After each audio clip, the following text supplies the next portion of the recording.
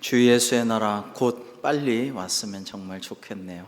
귀한 찬양을 하나님께서 흠양하신 줄 믿습니다. 사랑하는 성도 여러분에게 주님의 한량없는 은혜와 예비하신 축복이, 그리고 무엇보다도 주님의 평화가 가득하시기를 주님의 이름으로 축복합니다. 여러분, 피로사회를 쓴 베를린 예술대학의 한병철 교수는 이 시대를 피로사회라고 규정을 했습니다. 시대마다 고유한 질병이 있는데요. 천연두라든지 그런 질병들이 있지 않습니까? 한센시 병이라든지. 근데 이 시대에 우울증, 강박증, 나를 소진하는 소진증후군을 현대인들은 앓고 있다라고 진단하고 있습니다.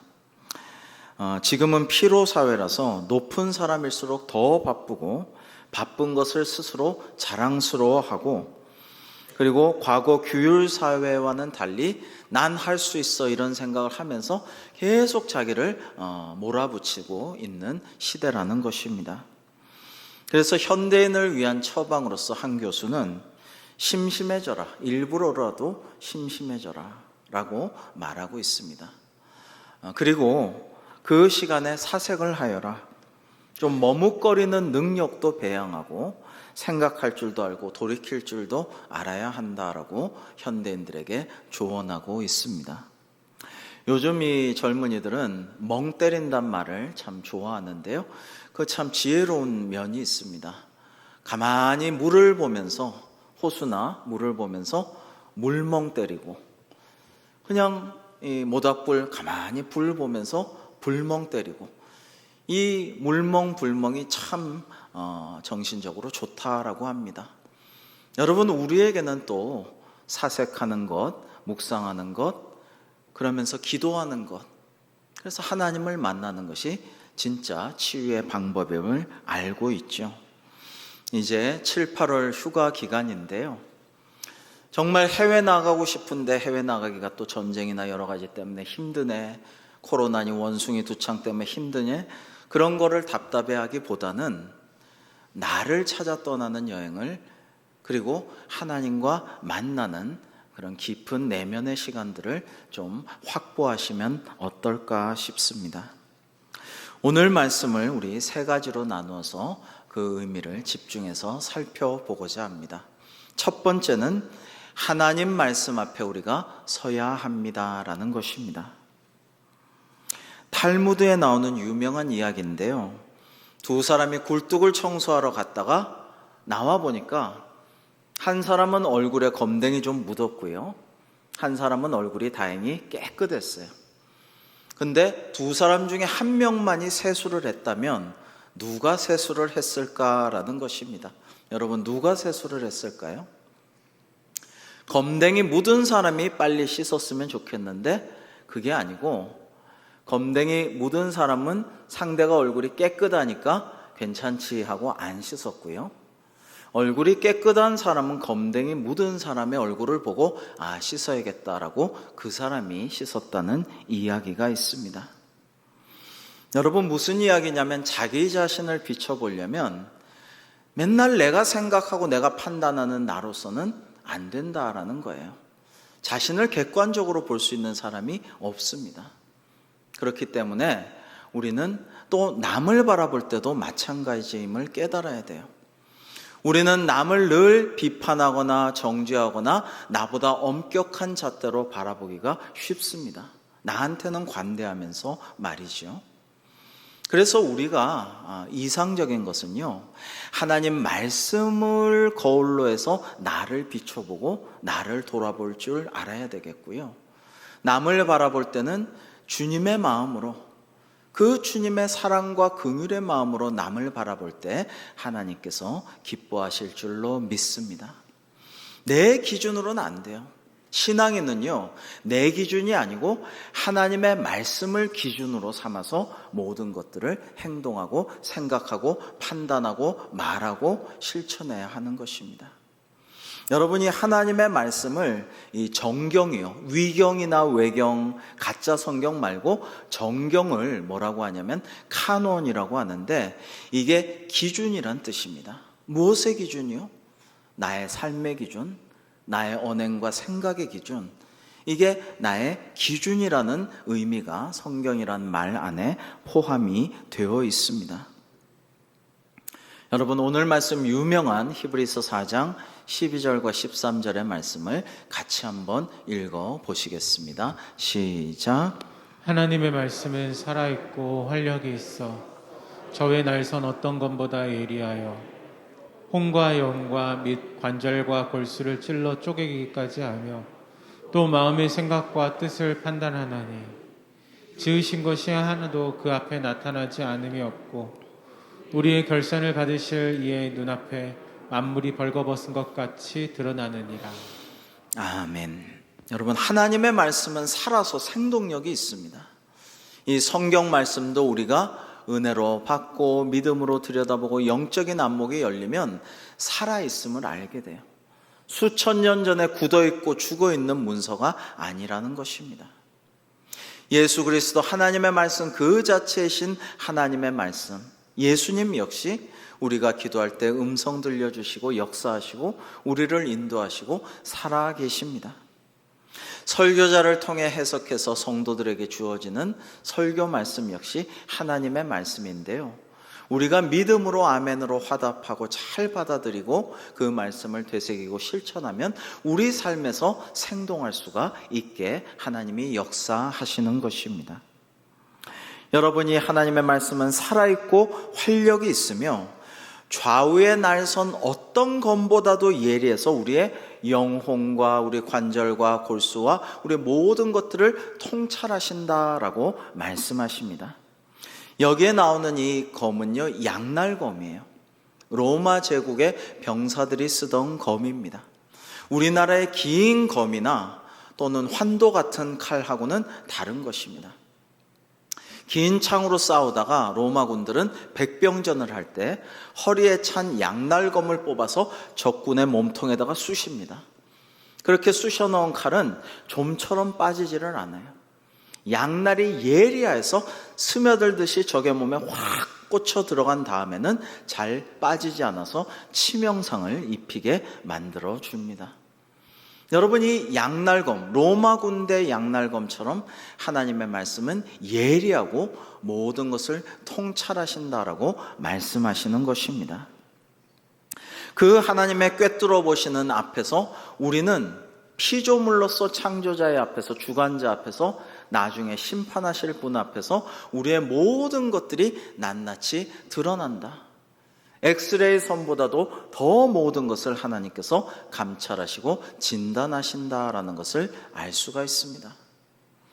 여러분, 우리 병에서 가장 중요한 게 예방이고요, 치유에 있어서도 가장 중요한 것이 뭐예요? 진단이죠.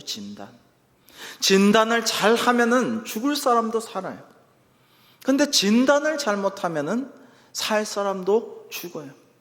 이 진단이야말로 중요한데 하나님은 우리를 다 진단하고 계셔요. 늘 우리의 체질을 아시고 우리의 영과 혼과 정신과 마음과 육신과 모든 것을 통찰하시고 필요한 것도 아시고 장래도 아시고 하나님께서 예정과 섭리대로 우리를 이끄신다라는 것입니다. 한편으로는 두려운 일이죠.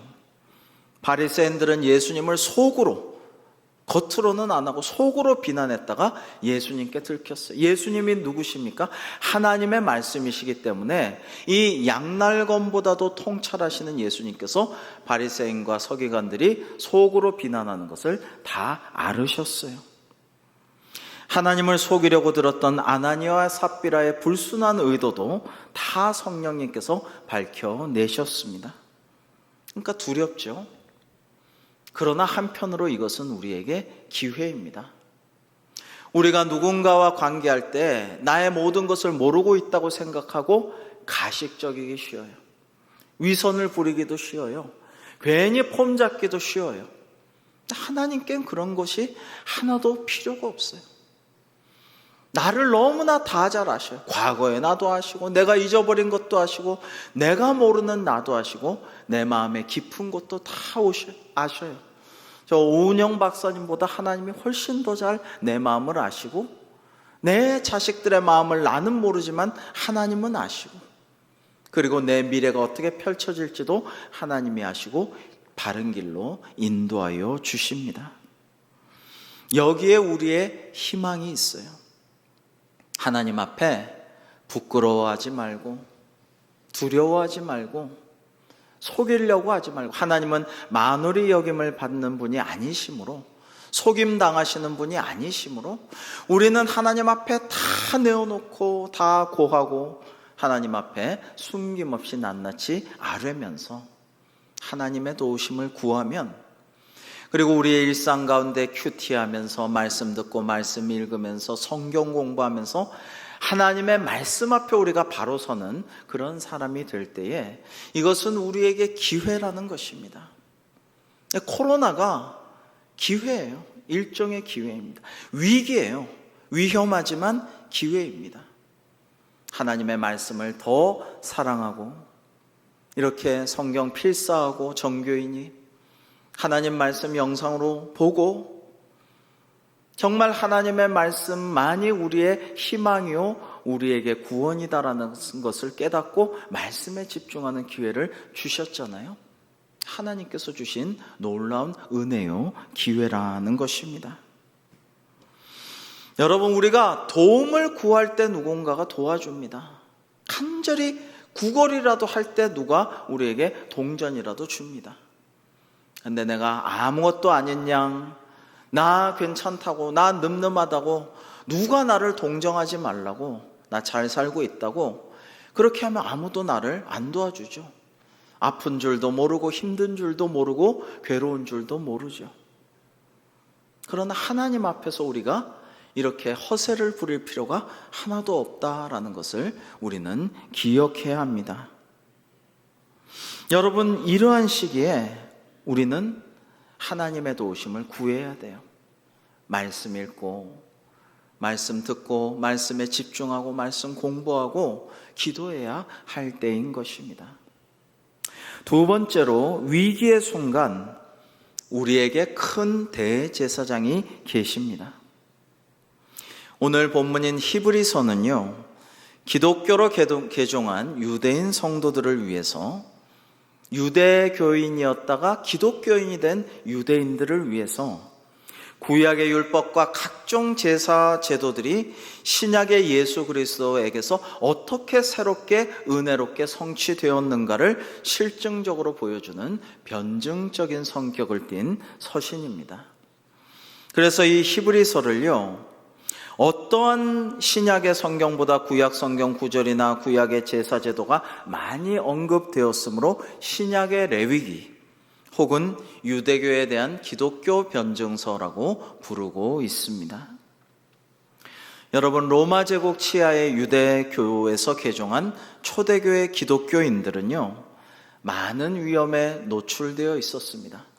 서기 300 주후 313년에 콘스탄티누스 대제가 기독교를 공인하고 그때부터 주일을 공휴일로 만들어서 예배드리게 한 그 이전에는요, 저 유명한 로마 황제를, 네로 황제를 비롯한 로마의 10황제가 계속해서 기독교인들을 핍박하였습니다. 인기작전 때문이었죠.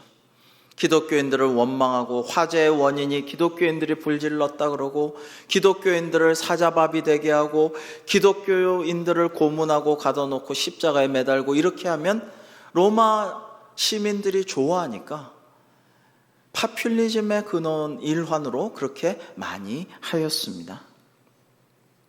그래서 로마의 유대인 기독교인들은 눈앞에 닥친 핍박과 칼의 위협으로 고통당하고, 나는 분명히 예수님 믿는데, 나는 예수님만 믿고 주님만 믿고 주님만 나의 구주로 고백하고 천국 가고 싶은데 큰 핍박을 당하고 고통을 당하면서 눈물을 머금고 배교를 하기도 하고 시험에 들기도 하고 그런 고통스러운 나날을 많이 보내었습니다. 참 딜레마죠.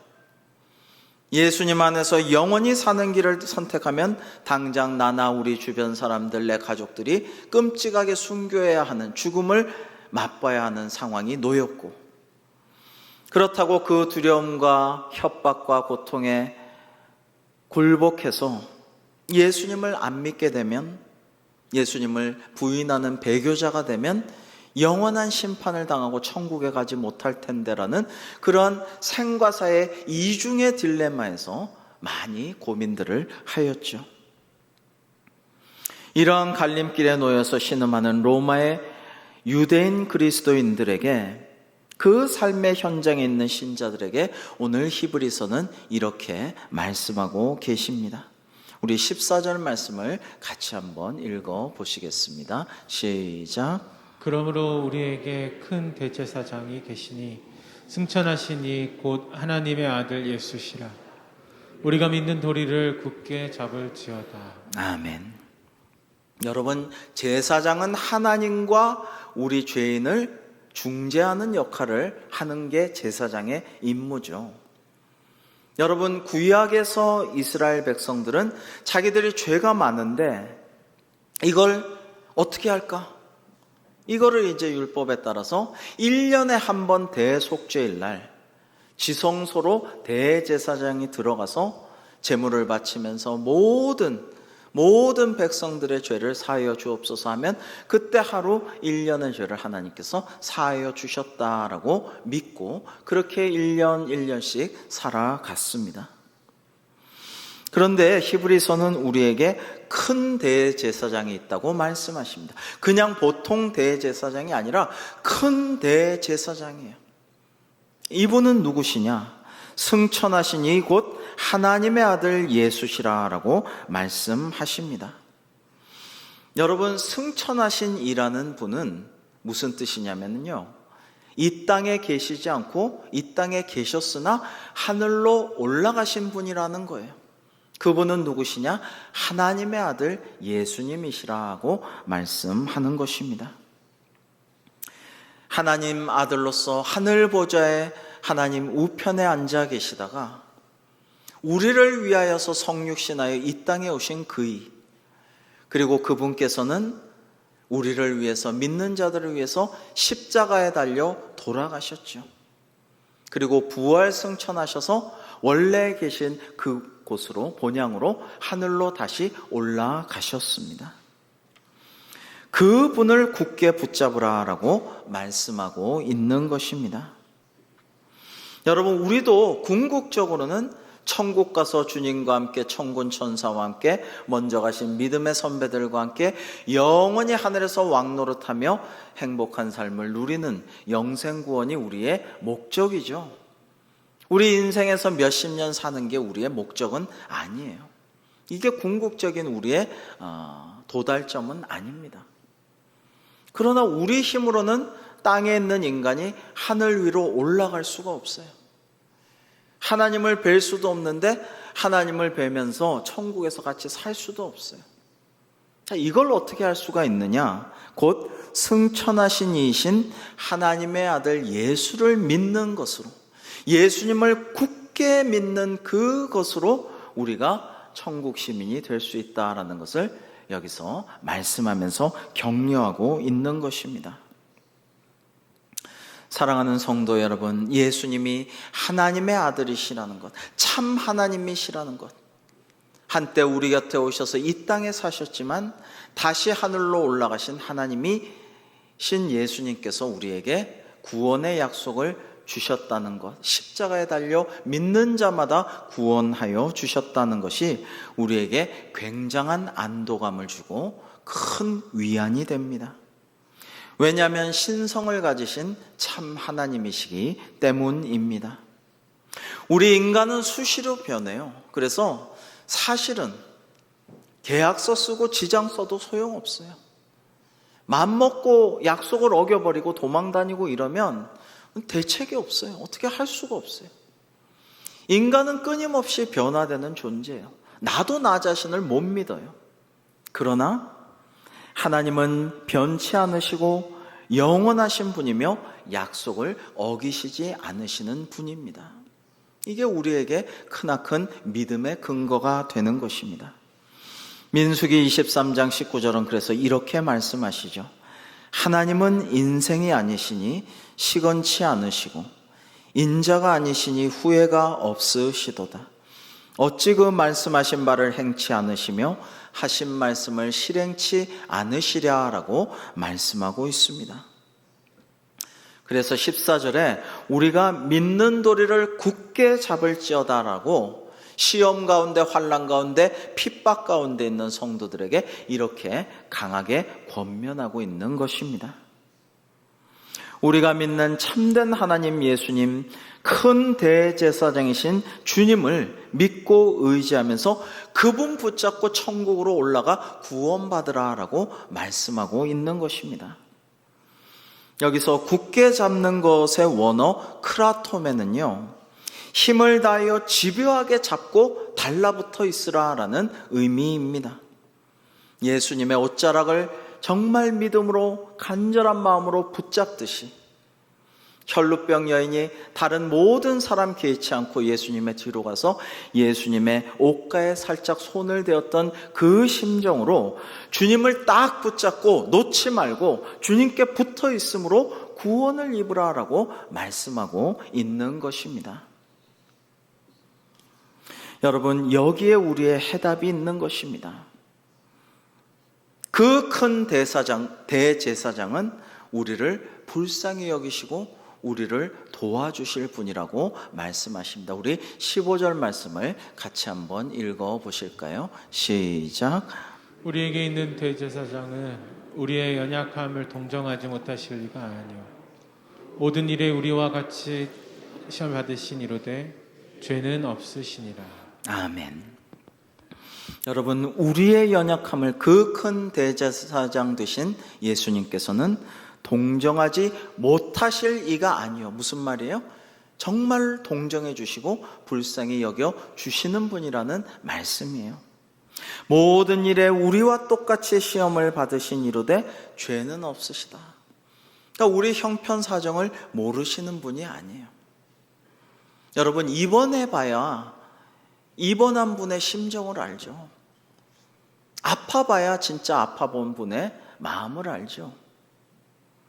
여러분, 정말 큰 일을 당해봐야 큰 일을 당한 사람의 마음을 알지, 위로한다고 하고 기도하지만 진짜 몰라요. 체험해보지 않으면 제대로 알 수가 없어요. 근데 우리 주님은 몸소 모든 고난과 죽음까지도 당해보신 분이죠. 우리 중에 누구보다도 더 아픔과 외로움과 시련과 죽음까지도 겪어보신 분이죠. 그러한 분이신 주님께서는 우리가 감당치 못할 시험은 허락하지 아니하시는 분인데 죄는 없으셔요. 그래서 서탄마귀를 늘 이기고 승리하셨어요. 우리는 원죄를 가졌기 때문에 대단한 의인인 것 같아도 어느 순간 무너져요. 잘 싸우다가도 어느 순간 유혹에 빠지고 시험에 들고 실수하고 나는 이런 사람이 아닌데 저분은 저런 분 아닌데 싶지만 어느 순간 넘어질 때가 있어요. 그러나 주님은 죄가 없으셔서 그런 적이 없으시고 우리를 능히 도와주실 수가 있는 권능을 가지신 분이십니다. 그런 분이 우리를 동정하십니다. 여러분, 우리가 동정이라는 건 여기 성경 원어는요, 그냥 아이고 쯧쯧쯧 안 됐다, 아이고 불쌍하다, 어떻게 이런 뜻이 아니에요. 여기 성경 원어에 동정하다라는 것은요, 원어는 쉼파테오라는 것인데 쉼파테오는 함께 고난을 당한다라는 의미입니다. 영어에도 좋은 말이 있죠. 컴패션이란 말은 가치란 뜻이고, 패션은 패션 오브 크라이스트 할 때 주님의 고난, 주님의 순환을 의미해요. 즉 주님께서는 우리를 동정하시되 함께 고난을 당하시고 우리의 어려움에 동참하신다라는 의미입니다. 얼마나 은혜로운 주님이십니까? 그래서 마지막 세 번째로요, 우리는 그러므로 은혜의 보좌 앞으로 나아갑시다. 우리 16절의 말씀을 마지막으로 같이 읽겠습니다. 시작. 그러므로 우리는 긍휼하심을 받고 때를 따라 돕는 은혜를 얻기 위하여 은혜의 보좌 앞에 담대히 나아갈 것이니라. 아멘. 여러분, 우리가 정말로 친구한테는 자존심 상해서 친구가 나를 불쌍히 여기지 말았으면, 부모든 자식이든 나를 동정하지 말았으면, 누구도 나를 동정하지 말았으면, 자존심이 강한 사람은 이렇게 생각할 수도 있어요. 그럴 수 있어요.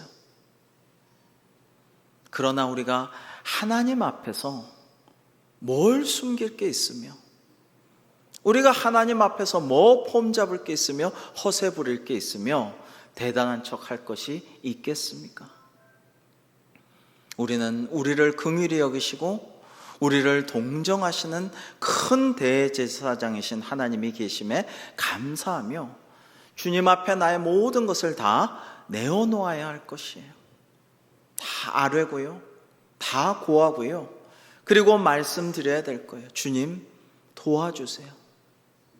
주님, 저를 긍휼히 여겨주셔서 감사합니다. 그러면 돼요. 그리고 주님의 은혜를 구해야 돼요. 은혜의 보좌에 왜 안 나가십니까? 주님께서 기다리시는데, 우리를 도와주시려고 하는데, 우리에게 긍휼을 입혀주시려고 하는데, 여러분, 주님은 이런 말씀을 하시는 분 아닙니까?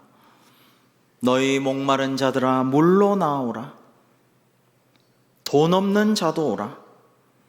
너희는 와서 사 먹되 돈 없이 값없이 포도주와 젖을 사라.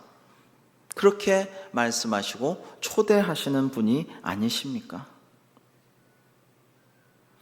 여러분, 누구라도 하나님께 은혜를 구하면 거절하지 아니하시고 은혜를 베풀어 주시는 분이 주님이십니다. 은혜의 보좌라는 건 구약에서 시은 좌라고 했어요. 은혜를 베푸는 자리라는 뜻이죠. 여러분, 이 시은 좌는요, 언약궤 위 두 그룹 사이에서 속죄소로 불리는 자리였는데, 아까 말씀드린 대로 1년에 한 번 대속죄일에 대제사장이 그 시은 좌, 은혜의 보좌 앞에 가서 백성들의 죄를 사함을 입었습니다. 여러분, 구약에선 그랬지만 신약에선 하나님께서 이스라엘 백성에게 구약에서 허용하셨던 대속죄일이라는 시간적인 제약과 성전 지성소 시은좌 은혜의 그 보좌라는 공간적인 제약, 대제사장이라는 대리인의 제약을 다 철폐하셨어요. 그러니까 이제 시공간과 어떤 사람의 제약은 하나도 없어졌어요. 우리는 그저 날 구원하실, 긍휼을 베푸실, 더군다나 때를 따라 적절한 은혜를 내려주실 하나님께로 나아가기만 하면 돼요. 거기서 주님께 회개하고 눈물 짓고 기도하면서 모든 것을 다 아뢰고 용서를 구하고 사하심을 입고, 그 다음에 우리에게 필요한 간절한 기도의 제목을 아뢰기만 하면 된다라는 것입니다. 얼마나 은혜로운 일입니까?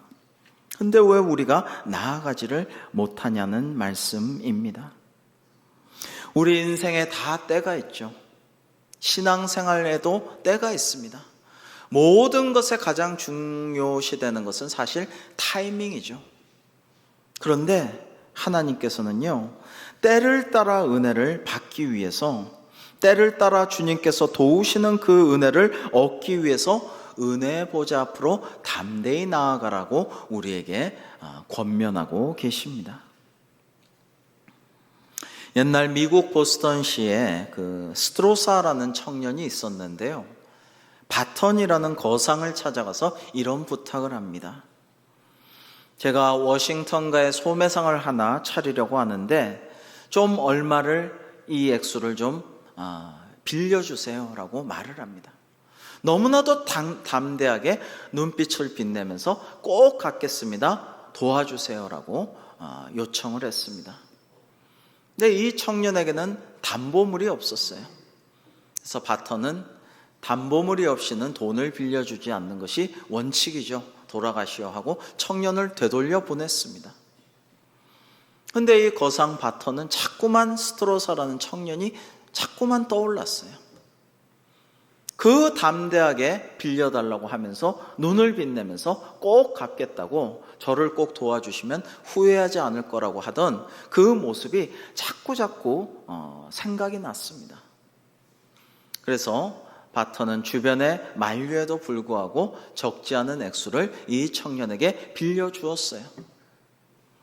그러고 10년이 지난 후 미국의 대공황이 와서 잘 나가던 바터는 도산을 하고 말았습니다. 근데 이때 바턴에게 스트로사가 찾아왔습니다. 찾아와서 하는 말이, 바턴 씨, 제가 돈을 좀 갚아드리겠습니다. 그러자, 아니 옛날에 내가 빌려준 돈 다 갚았는데 뭘 또 갚아준단 말이요? 그 돈은 다 갚았지만 제가 정말 어렵고 필요할 때 저에게 베풀어 주신 은혜를 제가 다 못 갚았습니다. 그 은혜를 좀 제가 갚도록 해 주십시오라고 하면서 큰 도움을 주어서 바턴이 회복할 수가 있었다라는 이야기입니다. 여러분, 이 이야기는요, 그야말로 은혜로 은혜를 갚은 이야기라고 할 수가 있어요. 은혜로 은혜를 갚은 거예요. 여러분, 우리도 그렇게 살면 얼마나 좋겠어요. 하나님이 베풀어 주신 값없는 은혜를 우리가 늘 받아 누리면서 우리도 다른 사람에게 은혜를 베풀어 주며 살 수 있으면 얼마나 좋겠습니까? 여러분, 그런데 오늘 말씀에서 마지막으로 담대히라고 했어요. 담대히. 이 바턴에게 나아간 이 스트로사는 담대히 나아감으로 은혜를 입을 수가 있었음을 기억하십시오. 우리가 하나님 앞에 죄인이기 때문에 때로는 자책도 하고, 때로는 참 부끄럽고, 내가 왜 이랬지, 이불킥도 하고 그러죠. 그러나 이것들, 부끄러움과 창피함과 계면적인 민망함, 속상함, 자책, 이런 것들 떨쳐버리고 은혜의 보좌로 담대히 나아가란 말입니다. 어떤 분은 부끄러워서 교회 못 나온다는 분이 있어요. 뭔가 좀 잘못해가지고요, 목사님께 제가 잘못해서, 우리 교우에게 잘못해서, 제가 뭐 이런 거 잘하려고 했는데, 좋은 뜻으로 했는데 좀 실수해서 부끄러워서 못 나가겠어요, 이런 말씀을 하는 분이 있어요.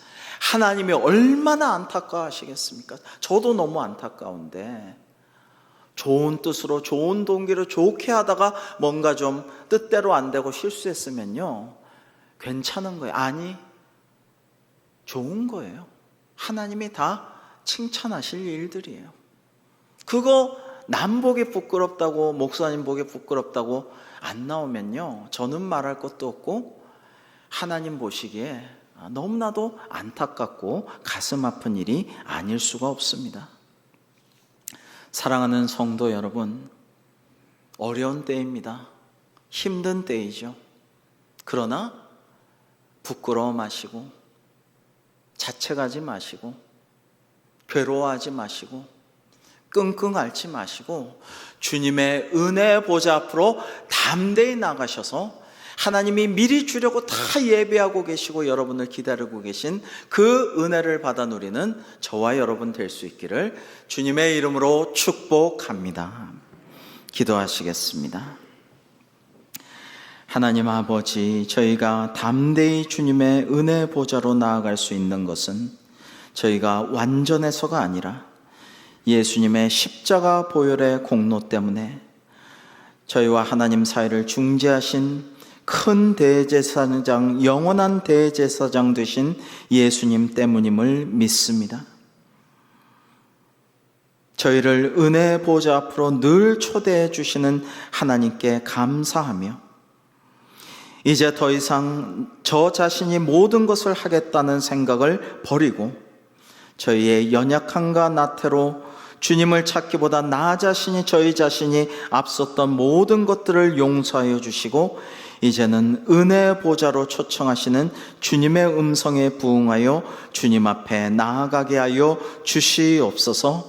그리하여서 주님 예비하신 큰 복과 은혜를 누리며 하나님께 영광 돌려드리며 다른 이들에게 주님의 사랑을 전파하는 저희들 될 수 있도록 인도하여 주시옵소서.